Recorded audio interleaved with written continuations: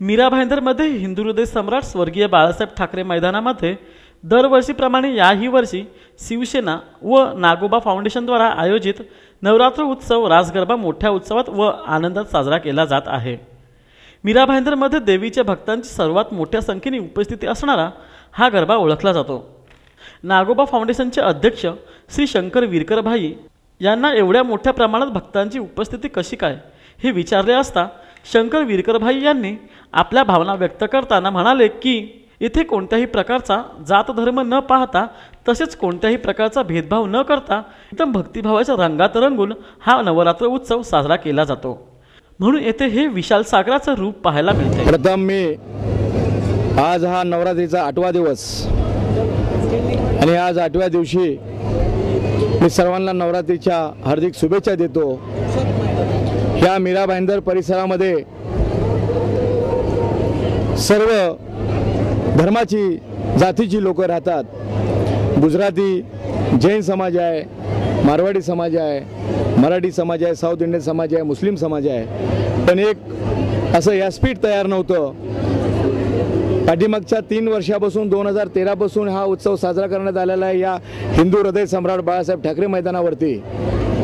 ही एक हिंदुत्वाची ही एक हे आहे। जसं बाळासाहेबांनी हिंदू धर्मासाठी पुढं कोणीतरी व्हावं म्हणून ती शिवसेना प्रथमच पुढं प्रत्येक हिंदू धर्माच्या प्रोग्राममध्ये पुढं असते। तर हा कार्यक्रमच्या पाठीमागं या आमचे लाडके आमदार प्रताप सरनाईक साहेबांचा या नागो फाउंडेशनच्या पाठी मोठा आशीर्वाद आहे।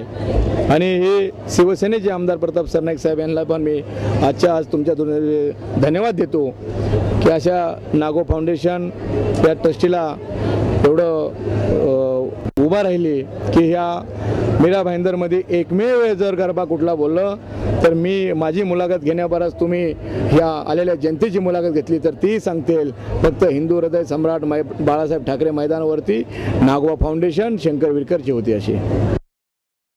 काल याच उत्सवाची शोभा वाढवण्यासाठी ओ माय गॉड तसेच आर राजकुमार या चित्रपटांमध्ये काम करणारे कलाकार पूनम झावेर तसेच सिंगम 2 डॉन या चित्रपटांना प्रोडक्शन करणारे धीरज शहा आणि मीरा भाईंदरचे रक्षण करणारे उपविभागीय अधिकारी श्री सुहास बावचे व अनेक नगरसेवक पाहुण्यांनी पोहोचून या उत्सवाची शोभा वाढवली। तसेच शिवसेनेचे उपनेते व सांगली जिल्ह्याचे संपर्क प्रमुख श्री नितीन बानुगडे पाटील यांनी नवरात्र उत्सव व दसऱ्याचे महत्त्व पटवून देताना म्हणाले, तुमच्या माध्यमातून जे नवरात्र उत्सव मीरा भाईंदरमधला सर्वात मोठा नवरात्र उत्सव या ठिकाणी साजरा होत आहे। आपण ह्या ठिकाणी आलेलात, आपलं मत काय आहे? आपण काय संदेश मीरा भाईंदरमधल्या जनतेला देऊ इच्छित? नवरात्राबद्दल आपलं मत काय? सुरुवातीला मीरा भाईंदरच्या सर्व नागरिकांना नवरात्रोत्सवाच्या मनपूर्वक शुभेच्छा देतो। खरं तर मीरा भाईंदरमधला अत्यंत देखणा, अत्यंत मोठा आणि अत्यंत सर्वोत्तम असा नागोबा फाउंडेशनचा हा नवरात्रोत्सव सोहळा आहे। लोक आनंदानं उत्साहानं खरं तर इथं अत्यंत छान पद्धतीनं सगळा आनंद घेत आहेत, ही गोष्ट निश्चितपणे महत्त्वाची आहे। मुळात नवरात्रोत्सवाची सुरुवात म्हणजे सार्वजनिक नवरात्रोत्सवाची सुरुवात प्रबोधनकार ठाकरे यांनी केली। 1926 साली दादरला पहिला सार्वजनिक नवरात्रोत्सव त्यांनी सुरू केला आणि तदनंतर महाराष्ट्रामध्ये ही नवरात्रोत्सवाची परंपरा सुरू झाली। खरं तर त्यावेळी ते ज्ञानसत्र म्हणून चालू होतं। आता त्याच्यामध्ये वेगवेगळ्या परंपरा लोककलांचा समावेश होत हा नवरात्रोत्सव अधिकाधिक लोकप्रिय आणि लोकमान्य होतोय, ही सगळ्यात महत्त्वाची गोष्ट आहे। महाराष्ट्राची जी लोककला आहे, लोकधारा आहे, ती अशा सोहळ्यांमधून उत्सवामधून अधिकाधिक प्रकट व्हावी, प्रगल्भ व्हावी अशी या निमित्तानं अपेक्षा आहे। खरं तर आदरणीय शंकरभाई विरकर यांचं मी मनपूर्वक अभिनंदन करू की या देखण्या सोहळ्याचं त्यांनी नियोजन केलं. उद्या दसरा आहे. दसरा हा मराठी परंपरेमध्ये अत्यंत महत्त्वाचा असा सण मानला जातो. छत्रपती शिवाजी महाराजांच्या काळामध्ये मावळे किंवा छत्रपती दसऱ्याला सीमोल्लंघन करायचे आणि स्वराज्य संवर्धनासाठी बाहेर पडायचे. ते अक्षय तृतीयेला परत यायचे आणि मग आपल्या शेतीच्या कामाला लागायचे. खरं तर आता दसरा हा पुन्हा एकदा नव्या सीमोल्लंघनाचा दसरा ठरायला हवा.